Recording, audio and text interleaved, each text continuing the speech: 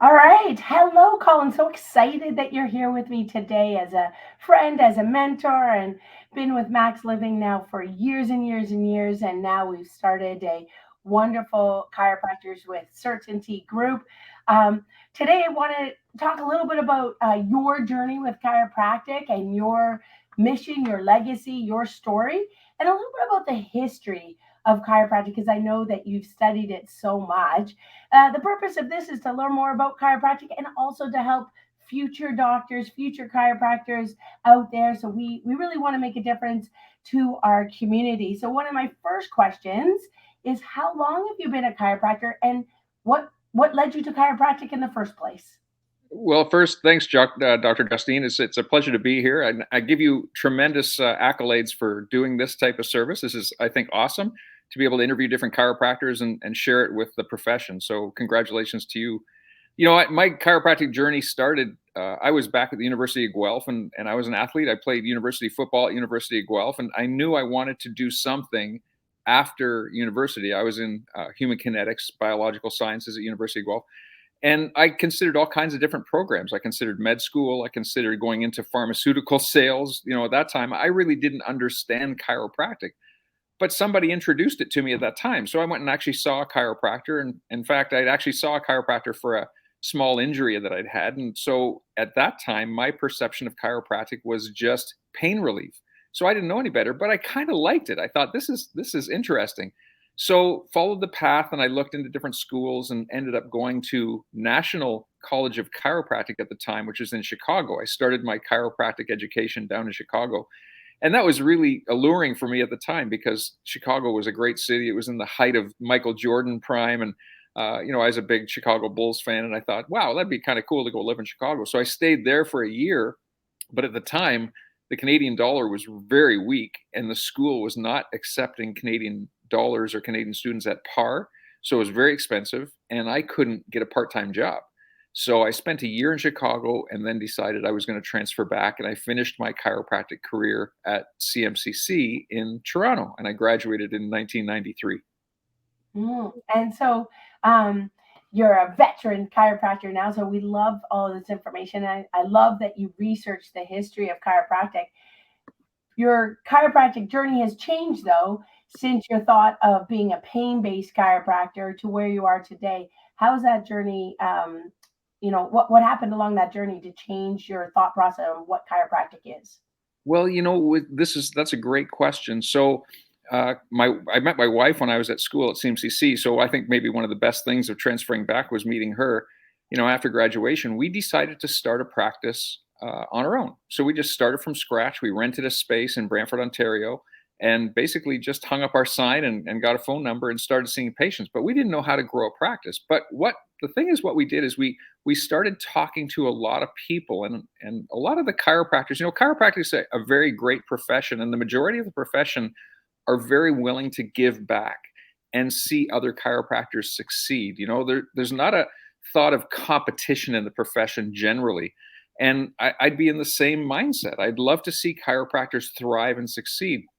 So the nice thing was a lot of the other chiropractors we spoke about or spoke to gave us some direction on who to listen to. Here's some cassette tapes at the time. I'm dating myself, but here's some cassette tapes. Here's some things to listen to. So I started listening to some philosophy tapes, and some of the things I heard about chiropractic philosophy and the principle of chiropractic were really intriguing to me. And I thought I need to follow this path. So we started going to some seminars. There was actually a fellow named Jim Sigafus who totally changed my mind about what chiropractic was all about. I reluctantly went to a seminar. It was my wife that encouraged me to go, and I give her tons of credit for that. We went to the Sigafus seminar, and my mind was completely blown about the principle of chiropractic. Now, I was in practice for maybe a couple of years at that point. But what we did after that seminar is we came back and we totally changed our practice. We had a very symptomatic pain-based practice when we started because that's what we learned at school. I didn't know any different. We had ultrasound, we had electric current, we had thumper massagers. We were still adjusting people, but it was really symptomatic based. We were trying to help people get out of pain. And listen, there's a lot of benefit to that for sure. There's still a lot of chiropractors who think that way, which is fantastic. That's still a great part of the profession. However, when we started learning about the principle, we decided to come back and got rid of all of our modality equipment. And we just started educating people about what chiropractic was all about that there's this incredible power within the body. And all we need to do is not add anything to it. We just need to remove the interference. And when we remove the interference, the body has this incredible innate ability to start to heal and function and thrive. We started telling that story to people, and it was amazing. What amazed me the most, and there was an element of fear in doing that, but what amazed me the most is how people's eyes lit up and how the light bulb, you could see their mental light bulb come on, and they started saying, why didn't anybody ever tell me this before? That was so reassuring. Definitely. And during this journey, how did it change your relationship with Kim, your wife, or your relationship, being a dad, like how being a chiropractor with philosophy, how does that change how you might parent? That's a fantastic question. I would say all the chiropractors who have children, when you start to understand truly what chiropractic is all about and how it was founded and the principle and the philosophy behind it, once you accept that and once you start to run your practice by that, it changes your life. You start to live that way too. So you think that way. So we raised our children in a chiropractic lifestyle. I mean, although we had a medical doctor at the time who happened to be a friend of my wife, we never really saw her on any type of need basis. You know, when the kids were sick, we knew that all we needed to do was make sure that they were well. We removed the interference. We gave them proper nutrition. We cared for them, and we adjusted their spine to make sure that their nervous system was functioning properly, so that they had the optimal ability to heal. And I can say that. So, my four boys, my oldest boy is now 27, who happens to be a chiropractor as well now, and he's in Florida. But none of my four children has ever had a prescription medication ever in their lifetime. Pretty amazing, and so healthy for them. If you were thinking of one of your favorite chiropractic testimonies, your favorite chiropractic stories in your practice, what would come to mind? Oh, there's so many, and I've been in practice for 30 years, but we had, it's really interesting because when you start to really live your life by the principle and you start to talk that way in your office and you have such certainty and such confidence with that principle, you start to attract people that want to be around you with that certainty. And so I was very fortunate enough to attract a lot of patients with that have been diagnosed with life-threatening illnesses, including cancer. And the biggest thing was, in talking to them, was sharing the principle with them. And they wanted to come and get care in our office. And we had to make it very clear that we're not there to treat the disease. We were not treating cancer by any stretch of the imagination. We were trying to allow their body to function at its optimal ability. And in doing so, in changing their nutrition and changing their lifestyle and filling their mind with positive mindset, and then adjusting them, getting them on a very intensive adjusting program and correcting their spine and seeing changes in their spine with all of our examinations that we did, we saw some people that were given literally months to live who are now thriving. And there's no other answer. There's no medical answer that can say what happened other than the fact that they just had the ability to start to heal and function better. And that's what we want for everybody. So I know, hearing a little bit about your motorcycle accident, that your boys were involved and you got involved in motorcycling. I even saw the GoCam video that kind of gave me the shivers of your fall. Can you share a little bit about that story, your fall, and what happened at the hospital, your healing process? Oh my gosh, that was a time in my life I want to try to erase from my memory. But what happened was my second son Carter got into motocross, and he was a real daredevil. Carter, he had no fear, and he actually got quite good at it. So we started racing, and of course we got all the equipment. We bought in fully, and we got all the equipment. There was one time in our progress of motocross that we had 6 motocross bikes in our garage, different sizes of bikes. So, but some of the other dads and moms would actually go to the track, to the races, and there were races for older people and for moms and dads and whatnot. So I thought, I'm going to give it a try. So and I had a motorcycle when I was younger, but I'd never ridden motocross before. But I had this competitive streak in me. So I got this motocross bike and started practicing and started racing, and it was a lot of fun. I mean, there's no question it was a lot of fun. But the problem is when I got into racing, my competitive instinct was far surpassing my abilities to ride. And that was a big problem for me. Motocross is not the sport where you want that to happen. So it turned out it was the first race of the season. This is back in 2013. And I found myself on the last lap of the race. I was in third place. I was really pushing it. And I could see the leaders in the distance. Well, I was coming around the last lap, and there was a jump on the last lap, which happened to be the biggest jump on the track. It was about 60 feet. And I tried to jump it to catch up to the leaders. And sure enough, I landed short, and I what we call cased the jump. And as I landed, my hand slipped. I jumped on the throttle. The bike went into a wheelie, and I fell. When I came down, I fell over the handlebars and actually flew off the front of the bike and landed right on my head. Well, I believe I was knocked out unconscious. The race had to stop. They waved the red flag. Well, sure enough, it was probably a good hour and a half that the race day was delayed because of that. I was down. I couldn't move. I couldn't feel my fingers and feet, and I knew that there was something wrong. Well, sure enough, the ambulance came along, brought me to the Brantford Hospital, put me on the neck brace, put me on the spinal board, and sure enough, I had at the Brantford Hospital had a CAT scan and X-rays, and they came back. The doctor came back and said that they had bad news. My wife was there at the time. They had bad news that I had actually broken 4 bones in my neck, and it was very severe. And at that time, the doctor actually said, she was a young doctor, I remember this vividly, that there's a chance that you will have some irreversible nerve damage. And I thought at that time I was going to be in a wheelchair the rest of my life. They said, we can't handle this here. You're going to need surgery. We have to ship you off to Hamilton, the Spinal Trauma Center. So, of course, they strapped me up again into the ambulance, off to Hamilton. By this time, it was, well into the evening of that day. This had gone on most of the day. And I was pumped up on medication at the time, painkiller medication. It was probably some of the worst pain. I was strapped to the spinal board all day, some of the worst pain I'd had in my whole life. And unfortunately, I remember that. So, but I do remember going to Hamilton, and they took another MRI and another CAT scan, and the doctor came back to my wife, and this was actually the next morning.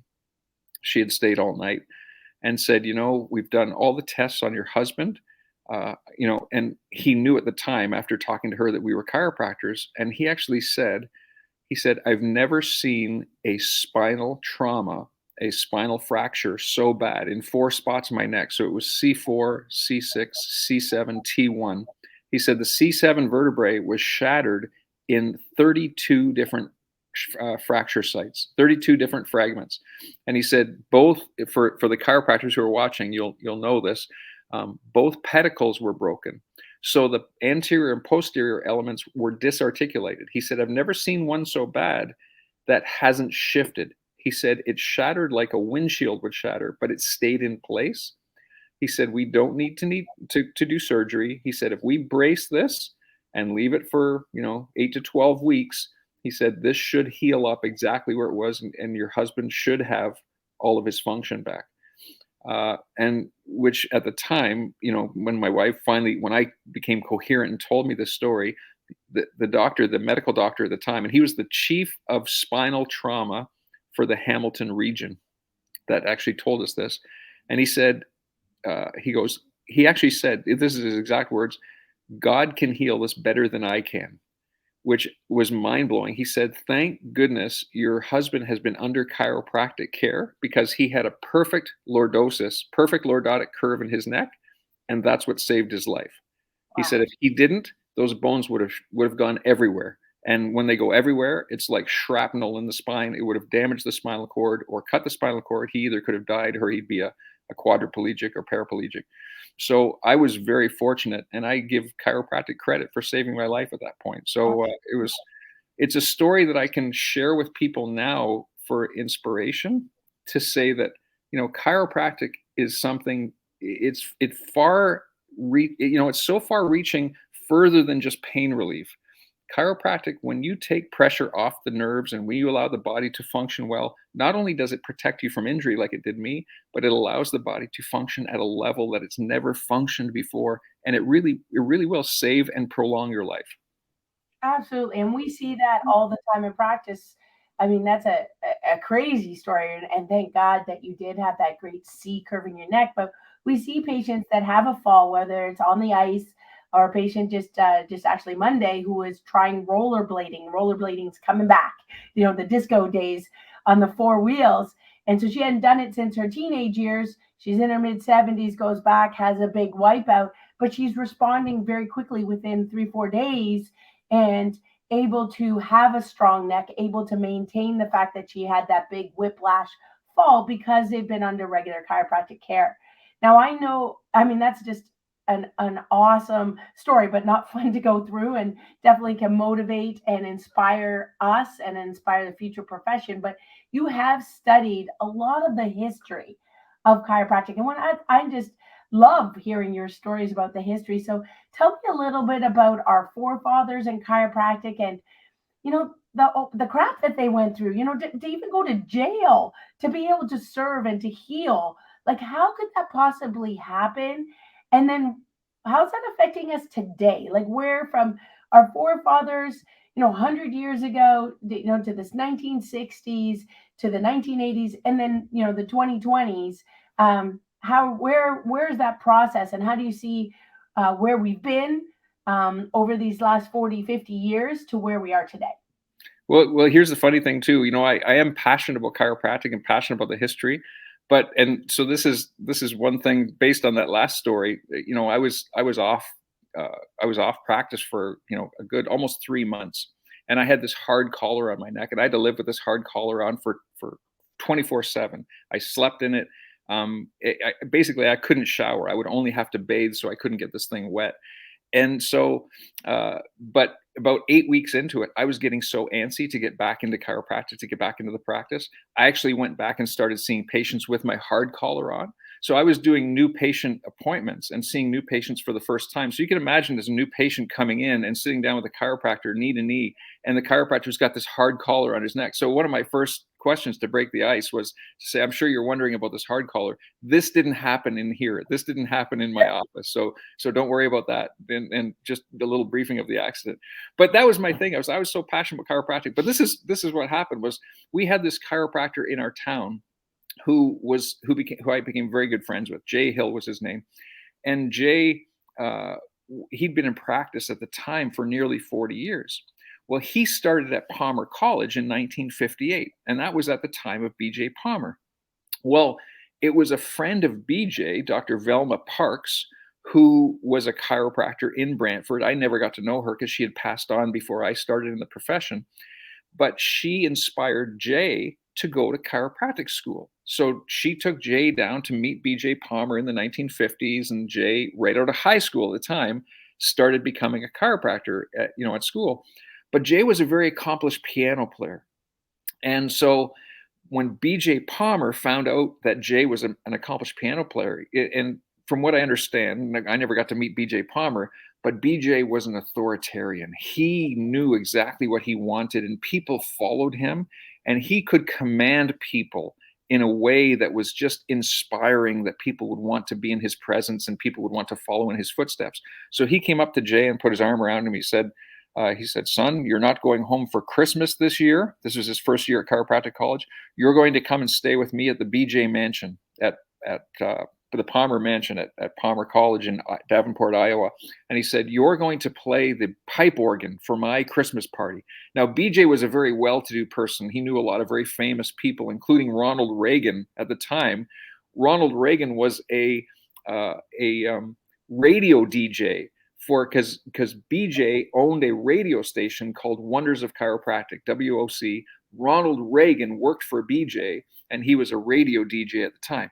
So anyway, these were the type of people that were at the party. So he said, "Jay, you're going to come and play the big pipe organ, which is still there, still in existence at the Palmer Mansion." And Jay got to play on that pipe organ Christmas carols for the BJ Palmer Christmas party, which I thought was such an awesome story at the time. So I remember Jay sharing that with me. So I actually said I got to know somebody who knew BJ Palmer. Well, here's the cool part of that story is that Jay had a whole series of green books because of being at Palmer. BJ Palmer's son, David Palmer, took over the school after BJ passed away in the early 60s. Well, Jay had a signed copy of The Bigness of the Fellow Within, which is one of the green books, by David Palmer, the son of BJ. And David's, of course, now passed away too. But what he did is Jay gave that book, the green book, to my son when he found out he was at chiropractic school. So my son Austin now has this book that's been passed down, signed by David Palmer, the son of BJ Palmer, from Jay Hill, which is such a great story. It kind of warms my heart. But that's the whole thing. BJ had a quote years ago that lighting a candle, and I'm trying to remember the quote exactly. When you light a candle, that you lose nothing. You light somebody else's candle, you lose nothing. A candle loses nothing by lighting the flame of another candle. And that was the mindset, is that just giving back to the profession, seeing other chiropractors thrive and seeing the profession proliferate and thrive. That was kind of the mindset. And so, like, why did chiropractors go to jail then? Well, so here's the thing, is that when people back in the early days understood the principle of the profession, that was something, and I remember BJ writing about this, is that we guard that principle with a sacred trust in the fact that this is something that the world needs to know. And chiropractors became very protective of this principle, the fact that, and the principle being that there is this innate intelligence within each and every one of us that knows exactly what we need, that knows how to heal us, that flows through the nervous system into every single cell, tissue, and organ of our body, and that we don't need to add anything, we don't need to take away anything from the body. We just need to remove the interference and let that innate intelligence thrive and allow us to thrive through our lifetime. So that was a principle that was very different than the medical principle. Medical principle being the fact that when the body is sick, we need to give something to the body to enhance it, or we need to give something to the body to retard it in some way. And so that was medical thinking. So chiropractors and medical thinking were very, very different. The chiropractic philosophy and medical philosophy, very, very different, almost at opposite ends of the spectrum. So what happened was the medical profession at the time, this is back in the early 1900s and mid 1900s, were very threatened by chiropractors because the profession was growing and more people wanted to understand the principle and wanted to go to chiropractors instead of going to the medical doctor and getting medication. So there was a financial loss from the medical profession by seeing patients go to chiropractors.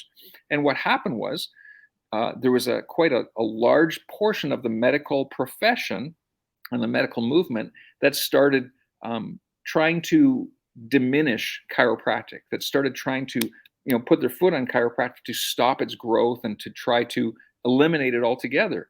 And so what happened was is that chiropractors were actually starting to be told, there were lawsuits against chiropractors saying they were now practicing medicine without a license. So that's how the medical profession was starting to throw stones and try to get chiropractors to not be able to practice. So what happened is they get charged with practicing medicine without a license, and chiropractors ignored it in many cases and would still go into their practice every day. Well, there were many at the time that got arrested for practicing medicine without a license at the time, even though it was totally absurd, and they got put in jail. But I think what it did is it showed that how strong the profession was and how many people really truly believed in the direction of the chiropractic profession. And so there's all kinds of people and stories where Herbert Ross Reaver was jailed 11 times in his career, the most jailed chiropractor ever, because he stood up for what he believed in. And that was so enlightening and so inspiring for the profession to just thrive beyond that. Amazing stories, and so grateful that they stood up for helping people be their best without medication, right? Like they weren't practicing any type of prescription of medication. What do you think that is today?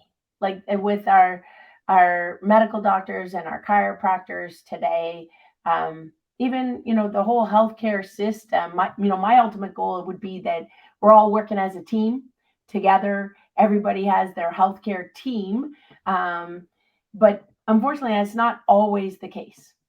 Well, there's still obviously, medicine is really truly driven by the pharmaceutical industry. And the pharmaceutical industry is all about profits. There's shareholders, and it's very, uh, very public, the amount of money that pharmaceutical companies make. So pharmacy has a huge influence on medical profession. So there's unfortunately still that stigma that attacks, because the chiropractic profession will diminish the profits. When people start going to chiropractors, they start getting off medication. And you've seen that in your practice. I saw that for years in our practice. We had people coming in. In fact, we had a big container in our office for people that had gotten so well and started functioning so well. They were getting off their blood pressure pills. They were getting off their antidepressants, not because we were telling them to get off, just because their body started functioning better, that they didn't need them anymore, which was so beautiful. It was so awesome. So we had this big container in our office that people would bring their empty vials of prescriptions in, and they would throw them in there. And over the years, it got full. I mean, we had to get rid of the extra containers. So, but it was inspiring for other people to say, there's hope for me. I don't need to be on this medication the rest of my life. Is whatever you've been told by your medical doctor in the past, that is totally wrong. When somebody tells you you need to be on this medication the rest of your life, that is totally absurd, totally wrong. So when the body starts functioning better, there's a chance that the body can start taking over, and you don't need what you've been prescribed in the past. So there is still that competition, in the background. Although what I'm going to say is that, later in my career, I would say there was some interaction between many medical professionals, including the good friend of my wife, who was a medical doctor. She happened to be our medical doctor, even though we didn't see her on a professional basis. That there is some interaction, and there is some understanding now that chiropractic is a very accepted and viable profession. And you're exactly right. And I think many medical doctors, and in fact, maybe even the majority of the profession, understand that now and are willing to work together in the best interest of the patient. Because when we start putting our personal needs professionally ahead of the patient's needs, that's not good. So if we can work together in the best interest of the patients that we're seeing, then everybody wins. I totally agree. And I think even over, I've been in practice almost 25 years, have definitely seen that there's more togetherness and more teamwork with our medical doctors and dentists and optometrists, for a variety of different conditions to help our patients be their best. Now, one of the things that I want to ask you about is what are you trying to, your legacy? Where do you want to see chiropractic in the future, Max Living in the future, chiropractors with certainty, our new chiropractic coaching group? What are your goals with the future of our amazing profession? So here, let me tell you this story. So this is, when BJ Palmer said, "You never realize how far-reaching something you think, say, or do may affect the lives of millions tomorrow." I had a patient back when he was a young teenager, came in with his family. Vince was his name, and what happened was he actually got intrigued about what we were doing in the office. And I actually said to him when he was younger, in his young teens, "You'd be a great chiropractor." Well, something stuck with him. And over the years, he started asking more questions. And as he got into his older teens, he started coming into shadow, and then actually came to me and said, "I think I want to go to chiropractic school." So we talked about different schools. He ended up going to Palmer College in Davenport, Iowa, did his schooling there, graduated, became a chiropractor, and ultimately, after a couple of years in practice, came back and worked in our office. So Right. that was the big change. So he worked in our office for a few years, and then we actually talked about him. I'm getting later in my career, talked about him buying the practice. Well, sure enough, he ended up buying our practice, and he's now in Brantford, Ontario. He's taken over our practice. So that in itself, and this is one thing now that I'm not in active practice currently, and I say currently because that's a possibility down the road. I want to see chiropractors in general leave a legacy. I think one of the biggest tragedies in our profession is that a chiropractor will practice for 25, 30, 35, 40 years, see all these patients, thousands and thousands of patients in those years, and then just close their doors. I'd love to see the progression of the practice continue. And so one of the things now in my next stage of my career, I want to see the advancement of the chiropractic profession. So two things. Number one, I want to see chiropractors thrive in their office. I want to see chiropractors thrive. I want to see them be able to see as many people as they can, build a great life, have a great income, but also have balance for family. So right now we've started this coaching company. So myself and another doctor, Dr. Brian Fitzgerald, have started a coaching company. And we're focusing right now on chiropractors in Canada, but it's going to go international. We do have some chiropractors in the US and across the world that are interested in what we're doing. And we're really creating a wave of what's happening. And what our goal is to help chiropractors build the practice where they can build a great team around them, train a great team, put the systems in that they can see patients very effectively, get fantastic results, have great patient satisfaction, and not be handcuffed to their practice, 40, 50, 60 hours a week. So they can also build a life, have a relationship with their partner, have a relationship with their children, and have an overall type of life built around that then can be shared and transferred to younger chiropractors coming up, whether they gain associates or independent contractors or have somebody buy their practice. That's what our goal is right now. So we've created this company, Delivering Chiropractic with Certainty, and it's all about coaching chiropractors to build that lifestyle and leave that legacy behind them. Amazing. And of course, I'm part of it, and have been a part of Max Living and now part of Chiropractors with Certainty, something that certainly served me so that way I can be my best in order to serve my patients. And certainly the doctor has to be healthy mentally, physically, spiritually in order to serve at their best. Well, Colin, any final thoughts? Any final thoughts in your goals, what you would love to see leave behind for the future of chiropractic? And that's a great question. I think one great question, philosophical question for people to ask themselves is, what do you want to be remembered for? And I'm going to say, I want to be remembered for truly making a difference, for like one of those chiropractors back in the day when they went to jail for chiropractic. I really feel that this profession needs active people to get it to grow. They need people with charisma. And there's a term that I'm going to start using called inverse charisma, being able to bring the best out of people around you and ask the right questions and be the right leader and share the right type of mentorship. I really feel that Canada needs another chiropractic school. So ultimately, before I die, I'd love to see that planted. There's only one chiropractic school in Canada. And philosophically, they're on one end of a philosophical spectrum. Well, I think we need to broaden the spectrum of philosophy in Canada. There's so many Canadian students that go to the US for chiropractic education. So I believe that there needs to be another school planted in Canada with a different philosophical spectrum. So that's something that we're in the discussions of, talking to other people who are involved. I know you're going to be talking to Peter Amlinger. I've been on the phone with him talking about the whole progression of that. So so that's definitely something, that's the legacy that I would love to leave. Oh, me too. I want to see this progress, and see that we can serve the greater community. And we need more doctors in order to be able to do that. And one school just can't handle it either. So we just need more doctors in Canada being able to serve and share this mission with us and share the philosophy of you can be healthy innately if you just remove that area of interference. Thank you so much, Colin. Great mentor, great friend. And I look forward to seeing you soon. Love you, Justine. All the best.